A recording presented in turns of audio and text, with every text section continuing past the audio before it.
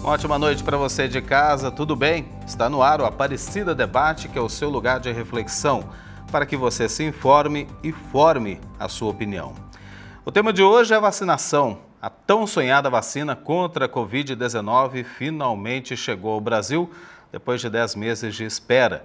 Mas esse primeiro lote de doses da Coronavac, desenvolvida pela China em parceria com o Instituto Butantan, não é suficiente nem para atender os profissionais de saúde que estão na linha de frente no combate à pandemia.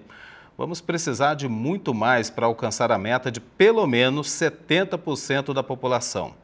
E nesse ritmo, a vacinação deve se estender até o ano que vem. Para entender melhor o tema desta noite, convidamos para o programa de hoje o Evaldo Stanislau, médico infectologista, assistente doutor da Divisão de Moléstias Infecciosas e Parasitárias do Hospital das Clínicas da Universidade de São Paulo, professor de Medicina da Universidade São Judas e diretor da Sociedade Paulista de Infectologia.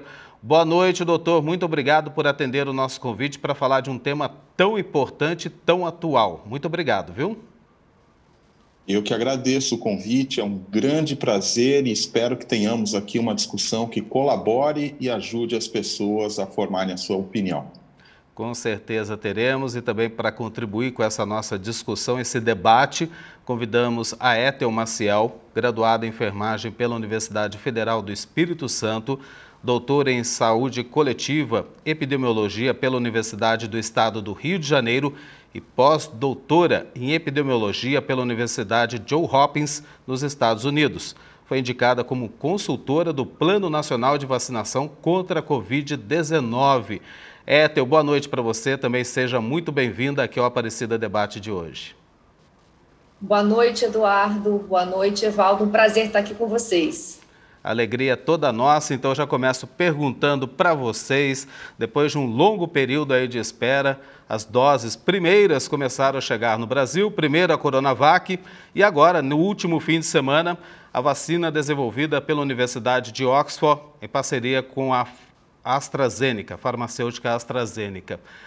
Eu começo perguntando o seguinte, a vacina é a única forma de combater essa pandemia, de nos livrar desta pandemia que começou em 2020? Evaldo. Bom, Eduardo, a vacina, ela, como você colocou no final da sua pergunta, ela é a única forma de nos livrar desta pandemia. Mas ela não é a única forma de combater esta pandemia. É importante que a gente lembre as pessoas que não existe remédio específico para tratar Covid, nem precoce, nem durante o tratamento. Muita coisa sendo pesquisada, muita coisa que já foi descartada, mas efetivamente o que a gente faz são medidas de suporte. Na falta de um remédio específico, seja ele durante a doença ou precoce, como queiram, resta a prevenção.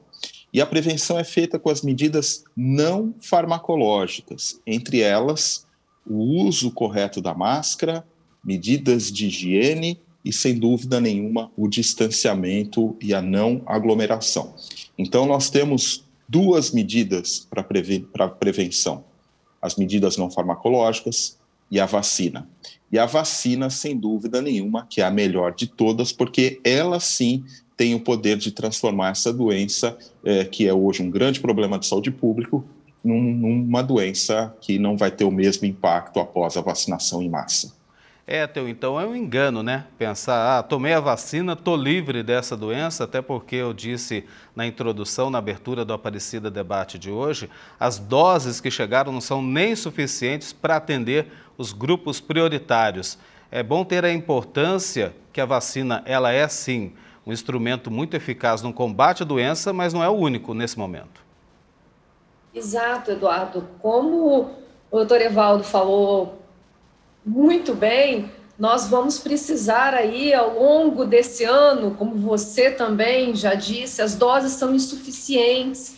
Nós estamos nesse momento esperando aquela IFA que vai chegar da China, né, o insumo farmacêutico ativo, para que a gente possa começar a produção aqui no Brasil. Tanto o Instituto Butantan quanto a Fiocruz, o Instituto Butantan, que vai produzir a vacina, a Coronavac, e a Fiocruz, que vai fazer a produção da vacina da AstraZeneca com Oxford, todas essas duas instituições dependem dessa IFA que vem da China. E nós estamos, então, esperando essa IFA chegar para que a produção comece aqui no Brasil em larga escala, Eduardo, porque o Instituto Butantan já disse que tem condições de produzir 1 milhão de doses por dia quando chegar essa IFA, e a Fiocruz em torno de 700 mil doses por dia. Então, quando nós estivermos tendo a produção aqui, nós vamos ter um pouco mais de segurança nesse cronograma de vacinação. Até que isso aconteça, Eduardo, temos que seguir as medidas que foram muito bem descritas aqui, o uso da máscara, o distanciamento físico e a lavagem das mãos, o uso do álcool em gel. Todas essas medidas ainda vão nos acompanhar em 2021, Eduardo. Agora eu queria continuar com você, depois ouvir o doutor Evaldo também, porque a gente já tem essa vacinação em andamento, apesar com baixo índice ainda de atender a todos esses grupos prioritários que foram definidos pelo governo federal, pelo Ministério da Saúde, mas é justamente sobre esse Plano Nacional de Imunização contra a Covid-19. Me parece, pelo menos é o que a gente tem visto, é um plano que apresenta muitas lacunas ainda. Eu gostaria da opinião dos dois, começando pela Etel. Então, como você falou, Eduardo, eu fui indicada pela Abraço, que é a Associação Brasileira de Saúde Coletiva, para fazer parte do comitê para ajudar a pensar o plano. Então, isso é comum no Brasil, todos os grandes planos, os planos de políticas públicas, nós temos... as sociedades científicas participam. Então, tinham colegas da Sociedade Brasileira de Infectologia, de Imunologia, de Pediatria, eu pela Associação Brasileira de Saúde Coletiva, vários colegas. E eu estava no grupo que ajudou a pensar os grupos prioritários de vacinação. E nós tivemos uma série de, vamos dizer, desencontros aí, né, com o grupo do governo, porque o que nós acreditávamos, nós especialistas, né, consultores, que o plano deveria conter, Eduardo, todas as pessoas que precisam receber a vacina. Como você colocou, a gente precisa de, no mínimo, 70% da população vacinada. Então, o plano deveria constar quem são essas pessoas, como que a gente vai ampliando em cada fase.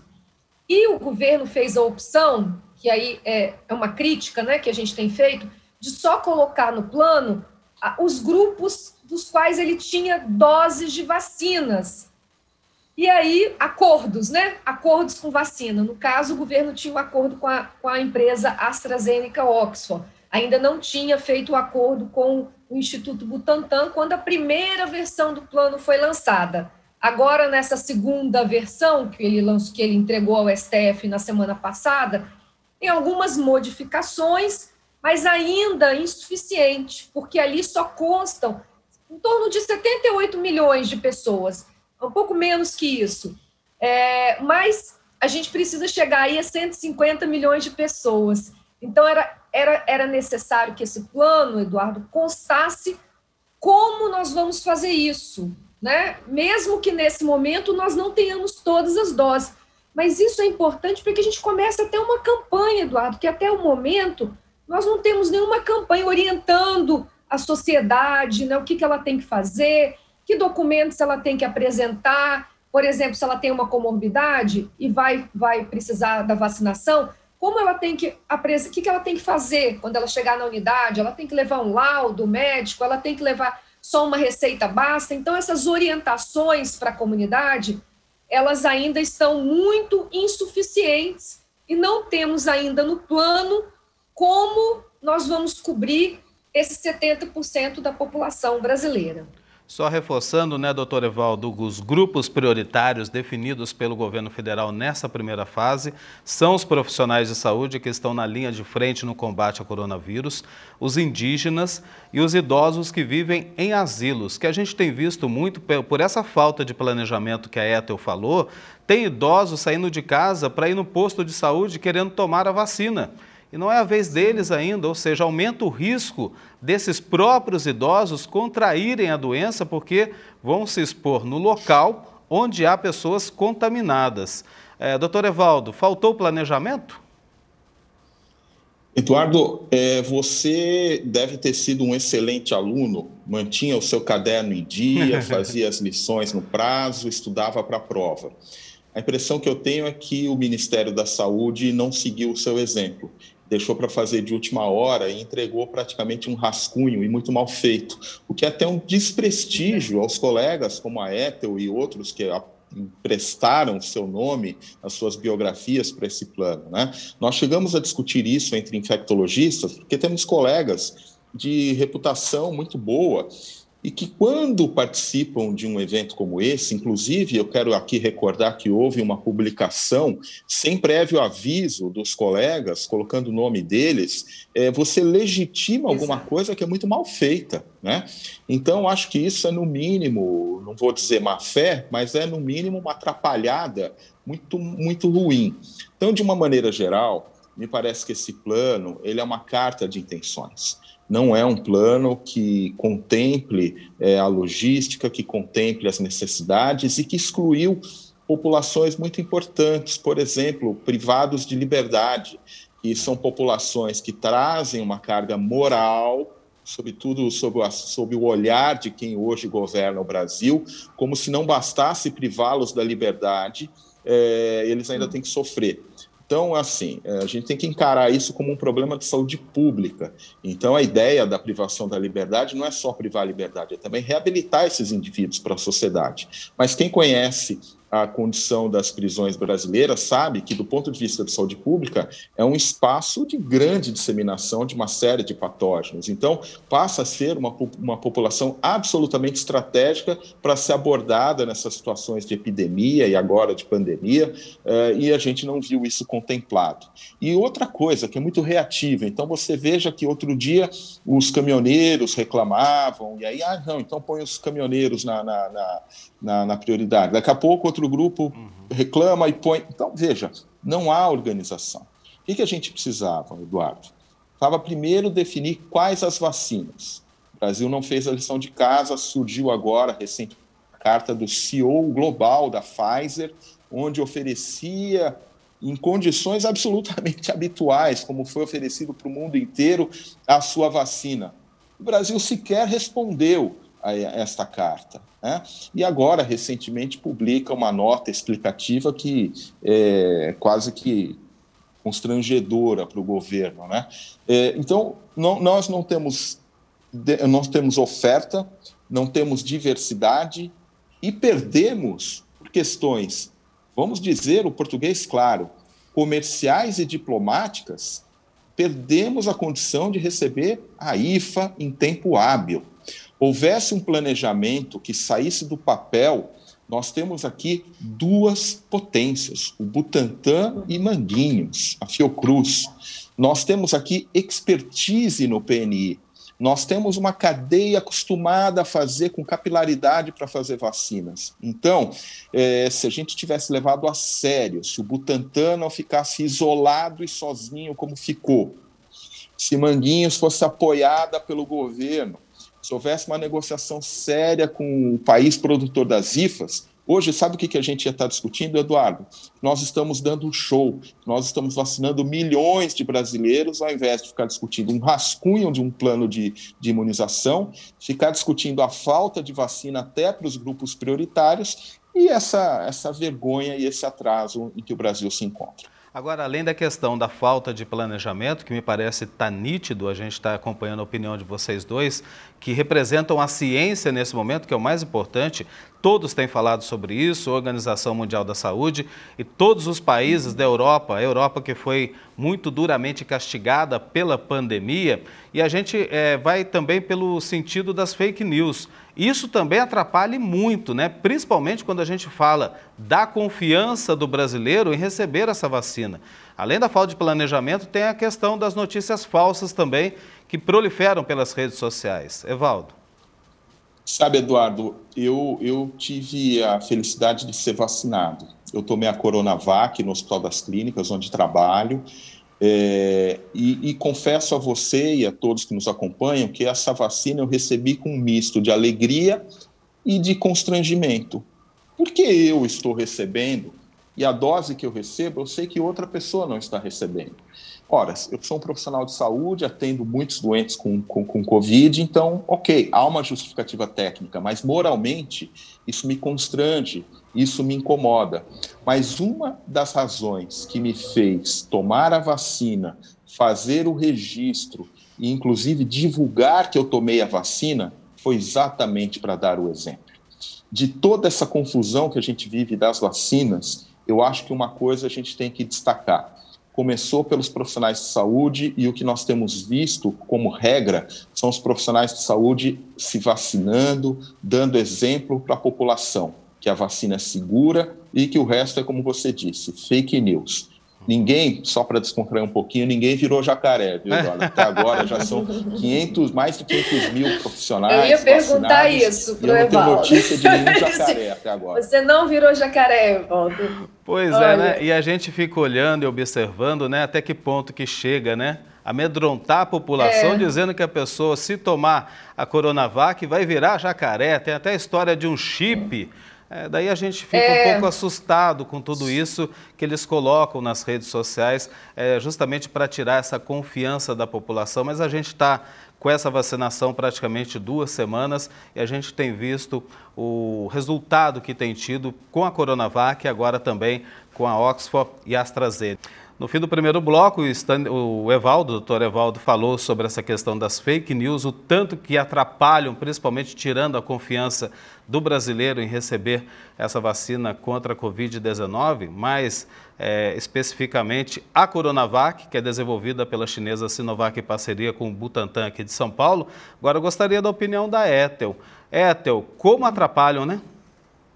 Muito, Eduardo. Eu acho que a gente tem que colocar uma coisa que, diferente de outros países, onde nós observamos os líderes, inclusive, mostrando que estão se vacinando, né? A gente viu o presidente, que agora é presidente dos Estados Unidos, né? Mas o presidente eleito à época, a vice-presidente, nós vimos vários primeiros ministros ao redor do mundo tomando a vacina para mostrar, para dar o exemplo. E aqui, infelizmente, nós vimos o contrário. Então, ter as próprias autoridades, né, máximas do país, falando contra a vacina, é muito ruim.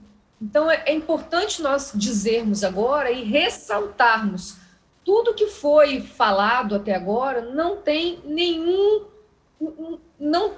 nada que seja verdade, foram mentiras, então ninguém vira jacaré. A prova nós estamos aí entrando na 2ª semana de vacinação, um sucesso a campanha de vacinação, não tivemos nenhum efeito adverso que fosse mais grave. A única coisa, conforme a gente já tinha observado nos estudos, né, nos ensaios clínicos, é uma dor local, coisas muito, muito leves. Então, a campanha está sendo um sucesso e é importante a gente reafirmar isso. A vacina é a única arma que nós temos para conseguir vencer essa pandemia. E é uma estratégia coletiva, Eduardo. Por isso que, nesse momento, a gente precisa, como o Evaldo colocou, falar para as pessoas, dar o exemplo, porque se muitas pessoas não se vacinam, nós colocamos a nossa estratégia em risco.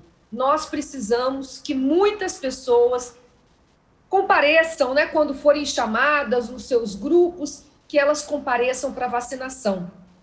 Então, acho que é importante a gente dizer isso e a importância que a vacinação tem.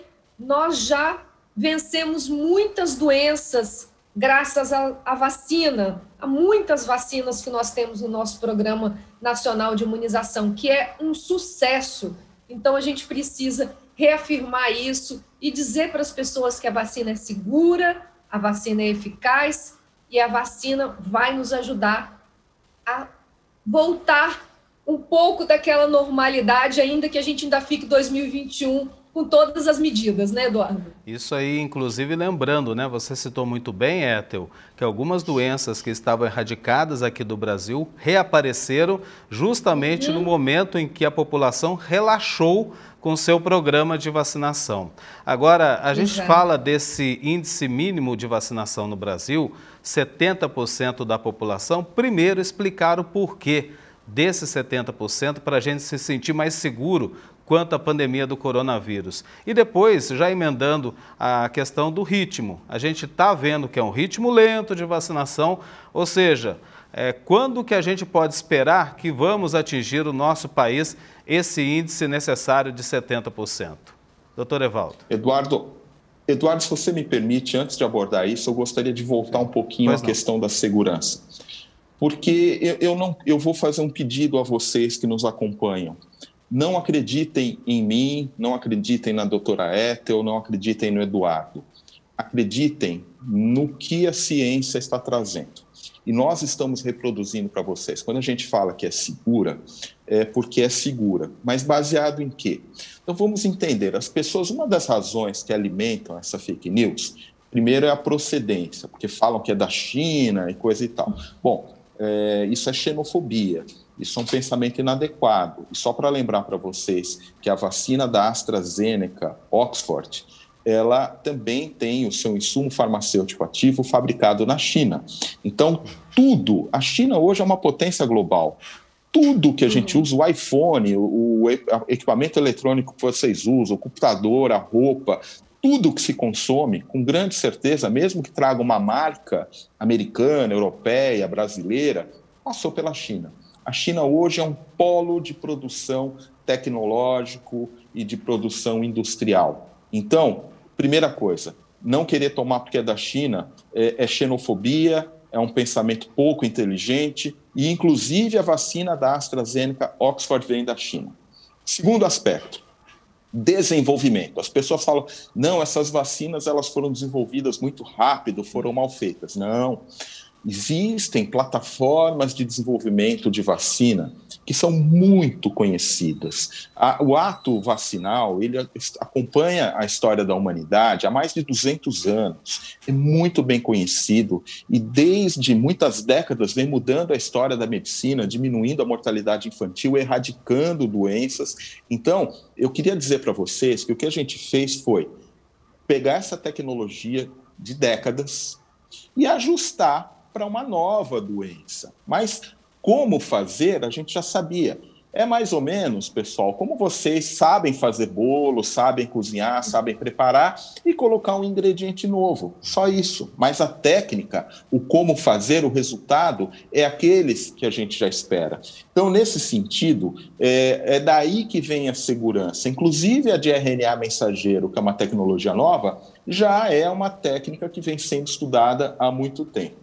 Terceiro aspecto é que nós já temos os estudos de fase 1, fase 2 e fase 3 concluídos para essas vacinas que a gente está usando e nenhum efeito colateral, nada grave foi reportado, nada inesperado foi reportado e já são hoje no mundo, com todas as marcas, inclusive a Coronavac, que aqui no Brasil ficou mais polêmica por razões políticas, milhões de pessoas vacinadas. Milhões de pessoas vacinadas. E são milhões de pessoas que estão protegidas. Saiu um dado de Israel agora, Eduardo, que na população da terceira idade, que é uma população muito importante, já houve uma redução 3 semanas apenas após a vacinação em Israel, de 60% das internações, mostrando o benefício da vacina. Então, quando a gente fala tomem a vacina porque é segura e eficaz, não sou eu, não é a doutora Ethel, não é o Eduardo que está falando, é a ciência. E respondendo a sua pergunta objetivamente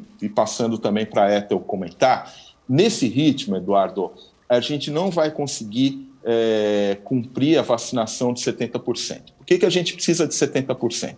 Porque tem 2 aspectos que a gente olha. Um é a nossa proteção individual. A proteção que a gente ganha quando toma a vacina é para não ter formas graves da doença. Eu quero enfatizar isso. Para a gente impactar coletivamente, diminuir a circulação do vírus, nós precisamos que todos tomem a vacina para criar aquilo que a gente chama de efeito rebanho, de uma imunidade coletiva. Isso a gente vai precisar, no nível de eficácia dessas vacinas, 70%, 80% ou mais por cento da população. Então, lembrem-se, a vacina é um ato que protege a gente individualmente de formas graves, mas para diminuir a presença do vírus e permitir que a gente volte ao normal, é preciso que todos vacinem. E nesse ritmo, Eduardo, e com os erros que a gente tem cometendo, eu temo que talvez a gente consiga isso para 2022, o que implica seguir com a economia fechada, seguir com a gente usando as medidas não farmacológicas por muito tempo ainda. Doutora. Concordo com o Evaldo completamente. Esse cálculo de 70%, muito provavelmente a gente vai ter que revê-lo, porque é um cálculo matemático que leva em consideração aquela transmissão do vírus. Então, a gente sabe que para o SARS-CoV-2, né, que é o vírus que causa a Covid-19, uma pessoa transmite para 3, que transmite para 9 e vai crescendo exponencialmente. Então, a gente chama de taxa de reprodução, né, que seria uma taxa de reprodução igual a 3. Uma pessoa transmite para 3. Então, existe um cálculo para isso, e levando em consideração essa transmissão muito acelerada do vírus, a gente precisaria de 70% da população vacinada para ter imunidade coletiva, imunidade de rebanho.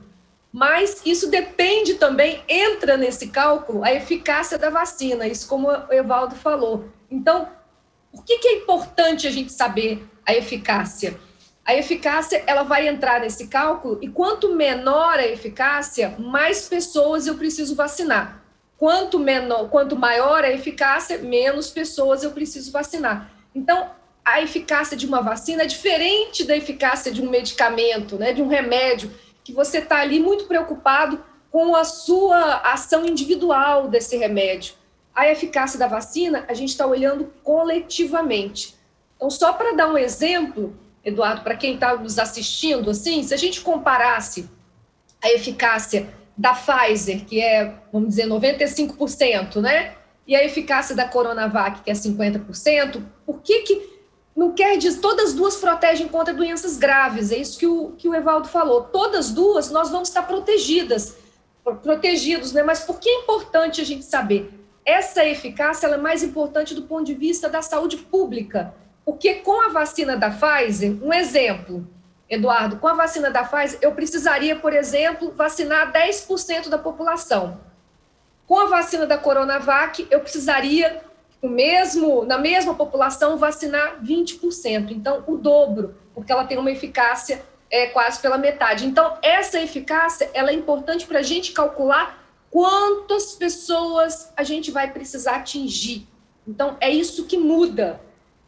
As duas são muito importantes. Todas as vacinas, até o momento, elas protegem contra formas graves em quase 100%. E é isso que a gente espera.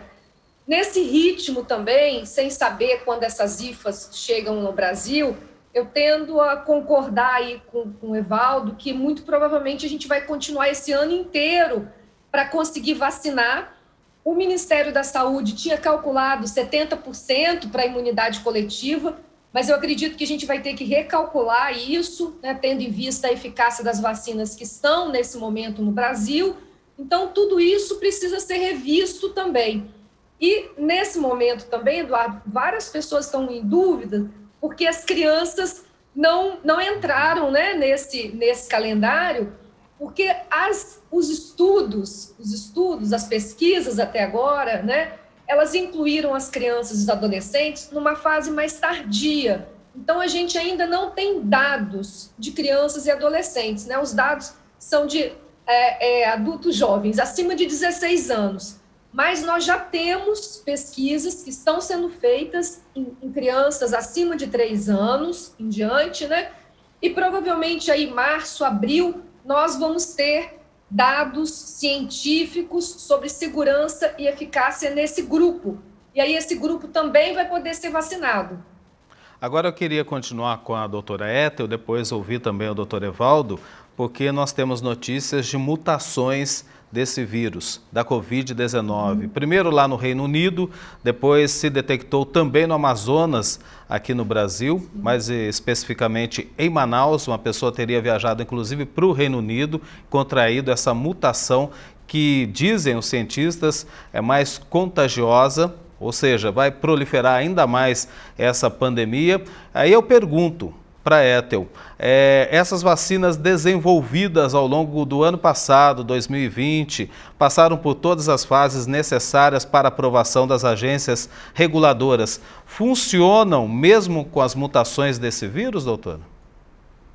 Até o momento, sim. Para essa vacina de vírus inativado, a gente tem menos problemas em relação a essas mutações. Só para quem está nos assistindo, para a gente entender, né? As vacinas, elas é como se elas treinassem o nosso organismo para ele responder àquele agente agressor. Então, eu tenho explicado, Eduardo, que é meio como se fosse assim, um retrato falado, né? A vacina vai dizer para o nosso sistema imunológico, olha, o agressor é aquele ali, ele é desse jeito e você tem que atacar ele dessa forma. Então, é um treinamento. A vacina faz um treinamento no nosso sistema imunológico. E aí, quando nós entramos em contato com o vírus, né, o vírus selvagem, o vírus que não foi inativado, que é como se fosse morto, né, essa vacina da Coronavac, o nosso organismo já sabe como reagir. E aí a gente já aprendeu, já está treinado e ele sabe exatamente como ele tem que atacar. Essas mutações, elas aconteceram. Todo mundo agora já está familiarizado com o SARS-CoV-2, com o vírus, que tem aquele monte de espinhos, que a gente chama de espículas, né? E as mutações, elas estão acontecendo ali.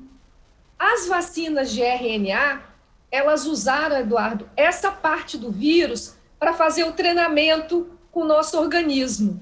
Então, talvez, né, a gente vai precisar, se as mutações continuarem e mudarem a estrutura, vamos dizer assim, o nosso organismo não reconhece mais, o retrato falado não é igual mais ao agressor, né?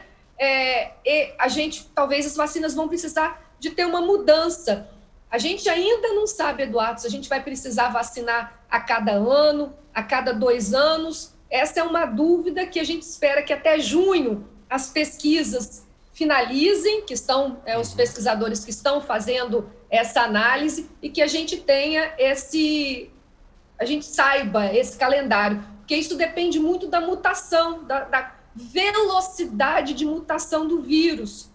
Se a gente pegar como exemplo o vírus da gripe, aquele que a gente toma vacina todo ano, é um vírus que faz muitas mudanças, ele faz muitas mutações, e por isso, como o Evaldo falou, aquela receita de bolo, né? Aquela receita, a gente tem que fazer algumas mudanças para fazer uma nova vacina com aqueles vírus que estão mutando. Então, a gente ainda está avaliando, é um vírus novo, né, Eduardo? Tem 1 ano só que a gente conhece, muita coisa a gente já sabe, mas muita coisa a gente ainda tem dúvida.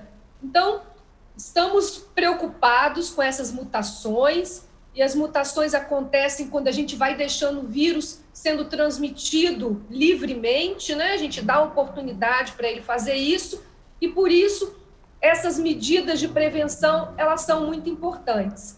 Então agora pergunto para o doutor Evaldo. A Ethel já respondeu no bloco anterior sobre essas mutações que a gente tem notícia do coronavírus e se essas vacinas desenvolvidas em 2020 funcionam, doutor, ou não com essas mutações? Eduardo, essa é uma pergunta complicada porque nós estamos num momento que a gente precisa trazer para as pessoas responsabilidade, mas esperança também. E a gente nem começou a vacinar a população e a gente já está falando de mutação. Quer dizer, a pessoa está tão restrita, está sofrendo tanto, tem sido um período de tanta complicação na vida de todo mundo, mas que a gente queria trazer outras notícias, né? Mas, infelizmente, a biologia, a ciência segue um outro caminho, e isso é um fato. Surgiram mutantes, sim. Nós temos aquela mutante descrita na Inglaterra, África do Sul, e agora nós temos no Brasil 2 mutações que são importantes, a P1 e a P2. E a gente começa a ver que essas mutações estão ganhando corpo. Então você olha algumas publicações da Fiocruz e você vê que nos últimos tempos a P1 vem crescendo e a P2 começa a aparecer também no Rio de Janeiro. O que é uma mutação, para a turma entender? O vírus, ele vai se multiplicando, como nós. Nós começamos, a nossa família começou em algum momento com um ancestral nosso. E aí a gente vai tendo os nossos irmãos, os nossos primos, os nossos filhos, netos, bisnetos. Mas se a gente comparar um de nós com um descendente ou um ancestral nosso, nós não somos iguais. Nós somos parecidos, mas não iguais. O vírus segue a mesma lógica, só que numa dinâmica muito maior. E quando esta mudança ela se concentra e ela se torna numericamente relevante e vai passando de uma geração para outra, a gente pode ter uma nova família, a gente pode ter uma nova espécie até, né? Mas, ou a gente tem uma variante, que é o que nós estamos falando aqui. Cada vez que um vírus adquire uma capacidade ou forma uma nova variante, ele pode ganhar uma condição melhor, mas ele perde outra. Nunca é uma coisa sempre boa para o vírus. O vírus abre mão de alguma coisa quando ele tem uma nova variante. Nós ainda não sabemos, o que já se deu para ver nessa variante inglesa, por exemplo, é que ela é mais transmissível. Parece que ela tem mais afinidade por um receptor celular que permite que o vírus entre na célula e com mais sucesso consiga se reproduzir. Então, não é apenas a variante, eu quero enfatizar isso, é a variante mais o comportamento das pessoas. Porque aí você pega uma variante com mais afinidade pela célula, que consegue se reproduzir bem, e pega as pessoas não fazendo as medidas de controle. Então você junta, como dizem popularmente, a fome com a vontade de comer. E aí é exatamente o que a gente viu em Manaus. Surgiu lá uma variante, que a gente ainda não conhece plenamente, não sabe se ela se transmite com mais facilidade, se ela vai ser resistente ou não, mas você pega um ambiente conturbado, um ambiente onde as pessoas não fazem o distanciamento, não usam máscara adequadamente, uma nova variante, e ela dominou, né? Um problema e uma preocupação em relação a essa variante é que ela é egressa de um subgrupo que foi criado a partir de pacientes expostos a um soro contra a Covid. Portanto, elas trazem em si o potencial de escapar da resposta imunológica. Se elas escaparão da vacina ou não, é uma dúvida. Mas existe uma publicação recente, ainda um pré-print não publicado, não revisado por pares, que sugere que sim.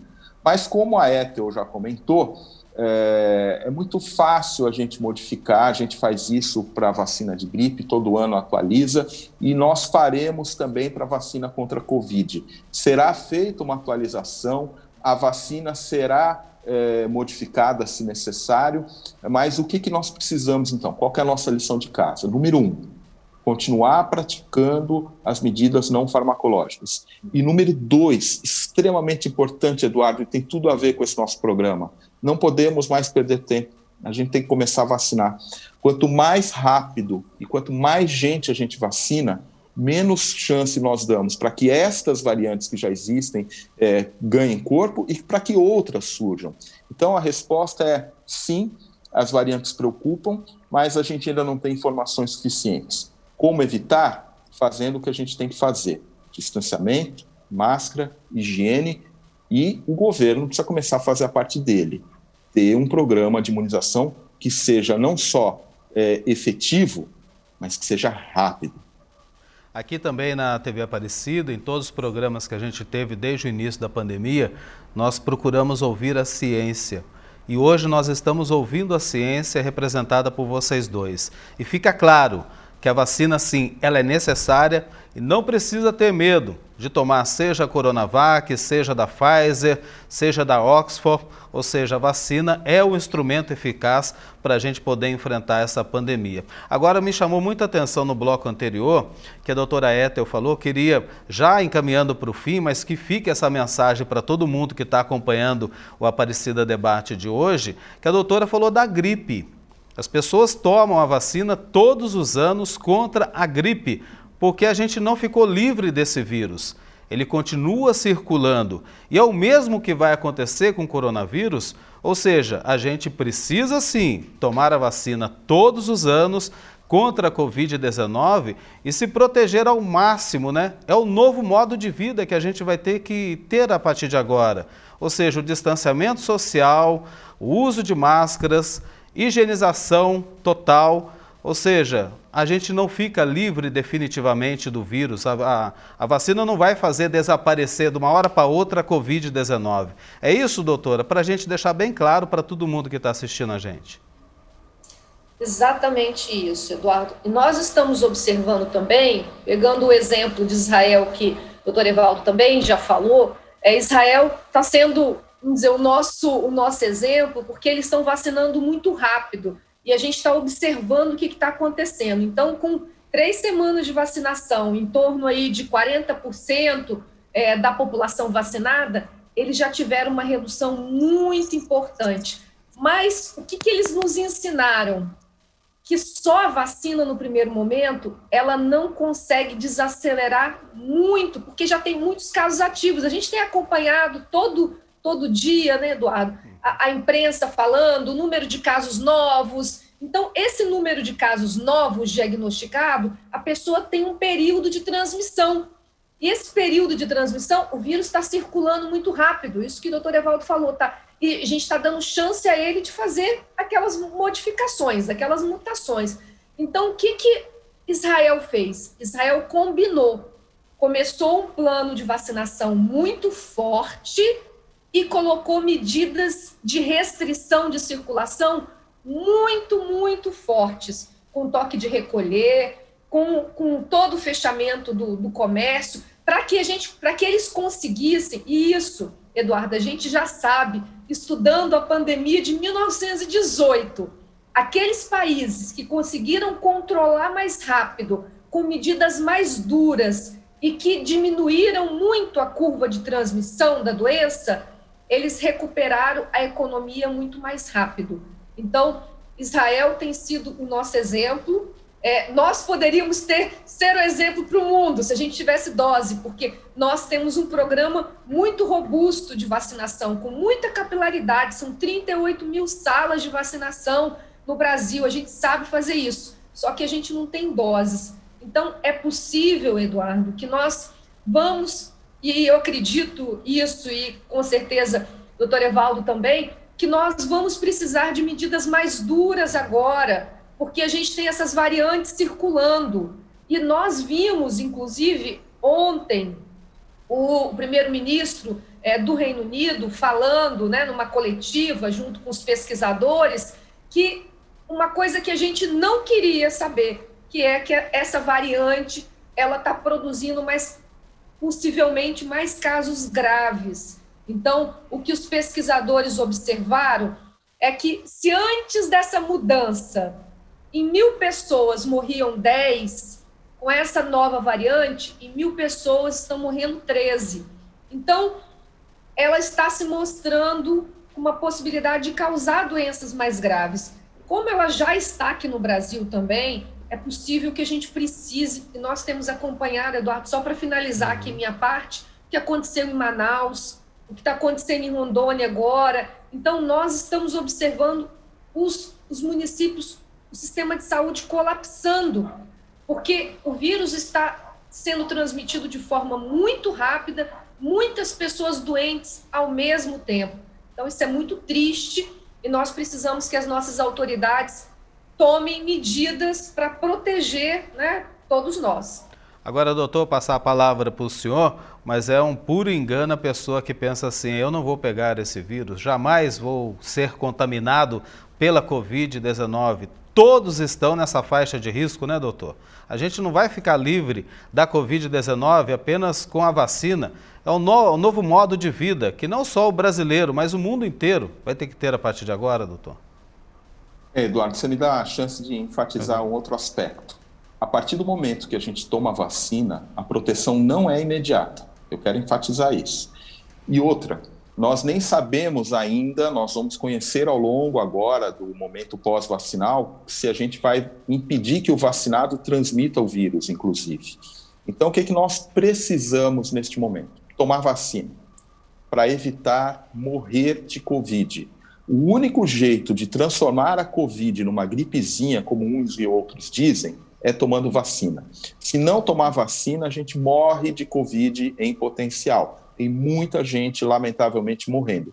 E não é só morrer não, sabe, Eduardo? Existem as sequelas pós-Covid, que a gente vê aqueles números de recuperados, mas as pessoas recuperam com muita dor. O Covid prolongado, as sequelas do Covid, elas são muito complexas, elas deixam a pessoa com um nível de sofrimento importante e, inclusive, compromete a sua capacidade laborativa, que impacta na economia, que é um outro parâmetro também importante. Então, primeiro, a gente tem que se vacinar. Segundo, as vacinas, pelo menos as atualmente disponíveis, são feitas em 2 doses.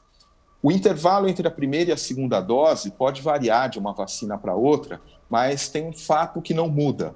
É só depois de um tempo, em média 15 dias, da segunda dose, que a gente começa a ter proteção máxima e mais duradoura. Então, as pessoas que se vacinarem, continuem se protegendo. E até a gente conhecer e ter um número de pessoas vacinadas em nível suficiente para ter essa imunidade coletiva, nós precisamos que todos continuem usando as medidas de proteção, de distanciamento e uso de máscara. Então, provavelmente, é um alerta que eu faço, né? A gente não pode abandonar e abaixar a guarda agora. Até termos toda a população vacinada, medidas de precaução e atenção máxima.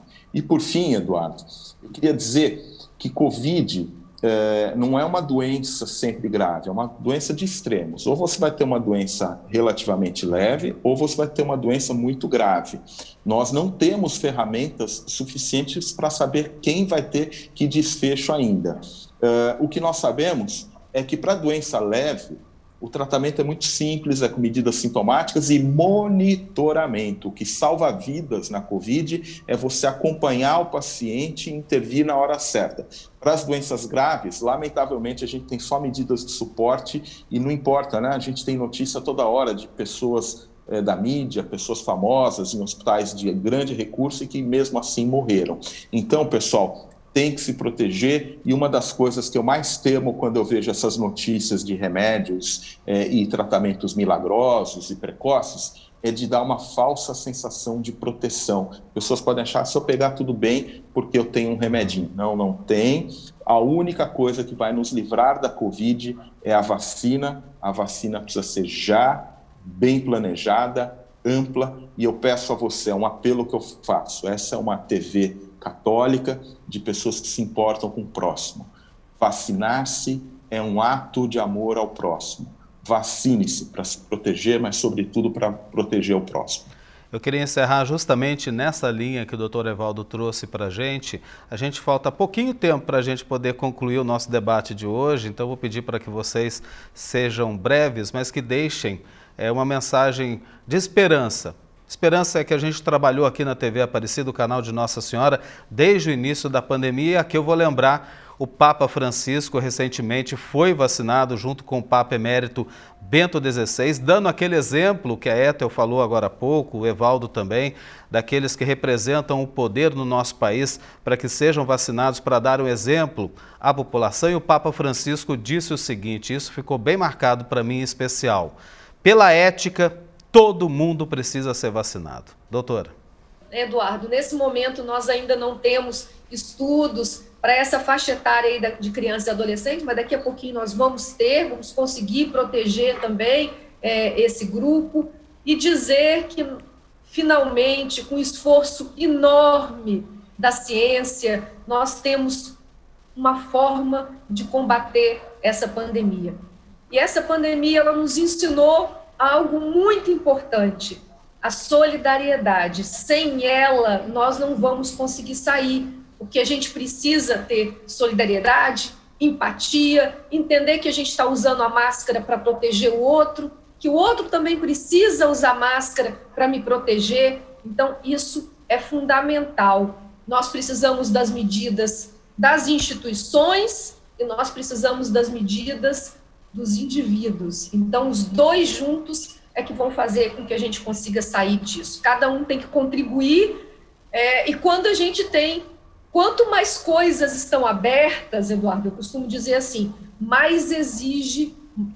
maior é a exigência que as medidas individuais, que a gente tenha mais compromisso com elas ainda. Porque não é porque o bar está aberto que eu tenho que ir, não é porque tem uma praia à minha disposição que eu preciso ir. Eu tenho que entender, não é momento de aglomerar, é momento de ficar, de cuidar dos seus, de cuidar da sua comunidade. Como é que você faz isso? Distanciamento físico, usando máscara e fazendo a lavagem das mãos. Então, meu recado aqui é um recado de esperança. A gente vai sair dessa, mas nós precisamos aprender com tudo isso que aconteceu e nós precisamos sair melhores, entendendo a solidariedade, a empatia e o amor ao próximo.